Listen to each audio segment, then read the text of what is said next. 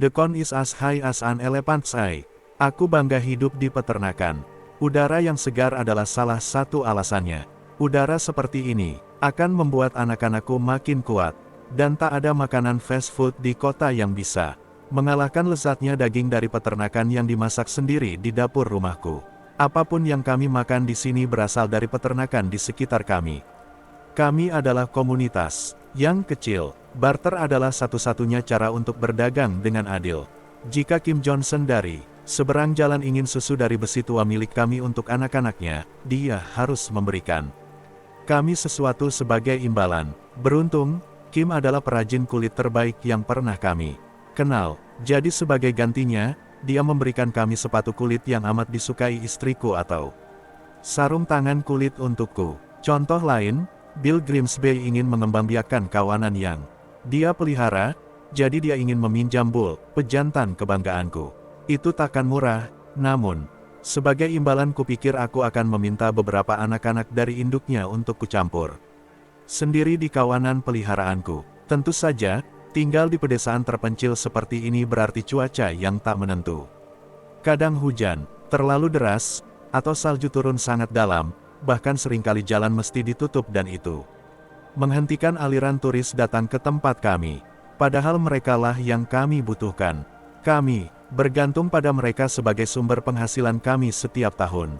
Kami harus mendapat yang baru. Terutama sekarang umur besi sudah 40. Terlalu tua bagi kami, jadi kami harus mencari penggantinya.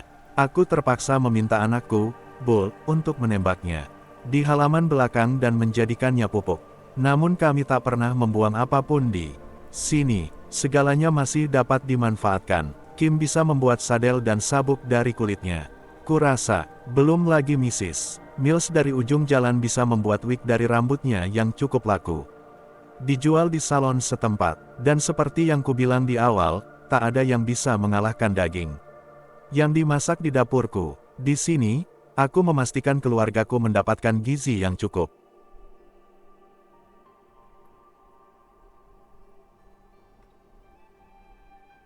Medusa Syndrome. Julukannya adalah Medusa Syndrome, yaitu wabah penyakit yang baru-baru ini muncul dan mengakibatkan kulit penderitanya perlahan mengerak hingga terasa kaku, sampai tubuh mereka kian mengeras seperti batu. Asal-muasalnya masih belum diketahui, namun bersamaan dengan terdengarnya berita ini ke masyarakat luas, wabah tersebut juga segera menyebar bak kobaran api. Aku adalah salah seorang yang kebal akan wabah tersebut. Para ilmuwan mencoba segala macam penelitian guna mencari tahu bagaimana aku bisa kebal, sayangnya tak satu pun petunjuk mereka temukan. Ribuan manusia di seluruh dunia dilarikan ke rumah sakit, dengan kondisi kulit hampir membatu melapisi daging mereka. Beberapa cara penanganan dilakukan untuk melepaskan kerak bagian luar, tetapi tak ada yang dapat mereka perbuat guna menyingkirkan kerak di organ dalam tubuh penderita. Setelah beberapa tahun berlalu, hanyalah mereka yang kebal yang sanggup bertahan hidup mengembarai dunia terbengkalai, dengan begitu banyaknya patung manusia keabu-abuan teronggok di sana-sini, sisa dari para korban wabah Medusa. Kemudian sesuatu terjadi. Kerak-kerak yang membungkus para patung manusia itu mulai retak dan mengelupas seperti kulit kering, lalu semacam makhluk bersayap merangkak keluar dari dalamnya menyongsong sinar matahari. Bukan seperti malaikat, sekujur tubuh mereka tampak lecet berdarah-darah dengan tungkai-tungkai panjang membengkok. Rupanya ini bukanlah wabah, melainkan sebuah metamorfosis. Evolusi seutuhnya demi kualitas alam tertinggi. Aku membelalak penuh kengerian saat makhluk-makhluk itu beterbangan di angkasa, memburu abis mereka yang kebal, memusnahkan kami tanpa ampun. Tampaknya sekarang posisinya terbalik, dan kamilah yang menjadi wabah bagi mereka.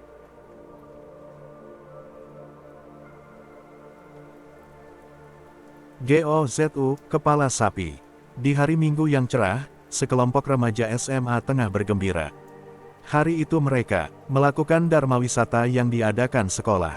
Mereka semua tengah naik bus ditemani oleh seorang guru mereka. Perjalanan itu memakan waktu cukup lama sehingga mereka akhirnya bosan di dalam bus. Melihat anak-anak didiknya merasa bosan, sang guru memutuskan menceritakan kisah-kisah seram untuk menghibur murid-muridnya. Namun satu persatu kisah yang guru itu ceritakan tak ada yang mengesankan bagi murid Muridnya, mereka semua sudah tahu semua cerita itu dan bisa menebak akhir ceritanya.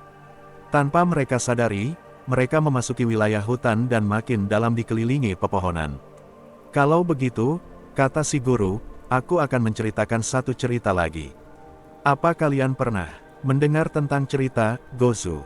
Gozu dalam bahasa Jepang berarti kepala sapi. Para murid saling menatap satu sama lain. Cerita apa itu? Mereka belum pernah mendengar sebuah cerita berjudul Gozu sebelumnya. Karena tak ada yang pernah mendengarnya, para murid pun meminta guru itu menceritakannya. Karena berharap cerita yang mereka dengar akan sangat menarik. Namun siap-siap ya, cerita ini sangat seram, kata sang guru menakut-nakuti. Murid-muridnya tertawa, lalu sang guru memulai ceritanya. Para murid tercekat mendengar cerita yang sedang dikisahkan oleh guru mereka. Beberapa di antara mereka bahkan berteriak-teriak dan menjerit. Beberapa siswi perempuan menutup telinga mereka dan menangis. Pak, hentikan. Para murid memohon pada guru mereka untuk menghentikan cerita itu karena kisah itu sangat mengerikan. Namun guru itu terus saja melanjutkan ceritanya tanpa mengindahkan teriakan dan jeritan. Ketakutan dari para muridnya, seakan-akan dia sedang kesurupan. Beberapa jam kemudian, beberapa polisi menemukan bus itu teronggok di tepi jalan. Ketika polisi naik ke dalam bus, mereka pun terkejut. Mereka menemukan seluruh murid bahkan sang sopir bus tergeletak tak sadarkan diri. Wajah mereka sangat pucat dan mulut mereka mengeluarkan busa. Sang guru juga ditemukan tergeletak pingsan di lantai bus. Pihak berwajib membawa mereka semua ke rumah sakit terdekat. Di sana mereka dirawat dan diperbolehkan pulang pada hari itu juga setelah dijemput oleh orang tua mereka. Polisi pun menanyai sang guru untuk mencari kejelasan peristiwa itu. Apa yang terjadi? Saya tidak tahu. Yang saya ingat, saya sedang menceritakan sebuah cerita seram pada murid. Murid saya, cerita apa itu? Sang guru hanya menatap wajah polisi yang menanyainya. Saya tidak ingat. Para murid lainnya juga mengatakan mereka tak ingat isi cerita yang mereka dengar. Yang mereka ingat jelas, cerita itu membuat mereka sangat ketakutan. Hingga kini, tak seorang pun tahu isi cerita Gozu, karena konon jika kamu mendengarnya hingga selesai, maka kamu akan mati ketakutan. Kita hanya bisa menebak-nebak seseram apa kisah itu.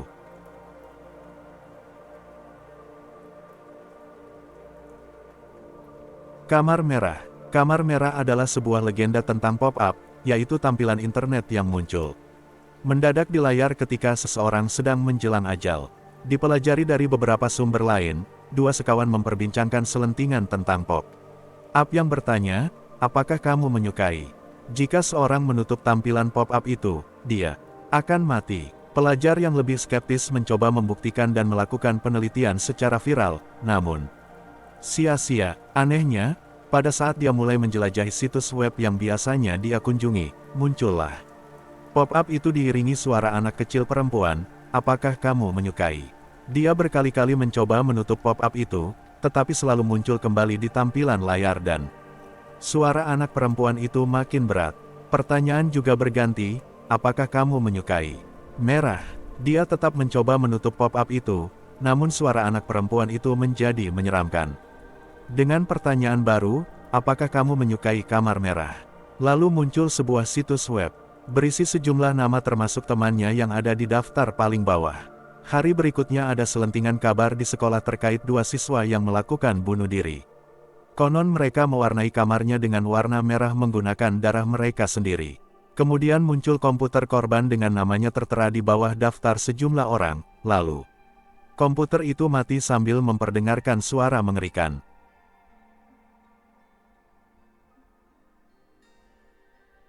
Ada apa di ruang bawah tanah? Ibu menyuruhku untuk tidak pergi ke ruang bawah tanah.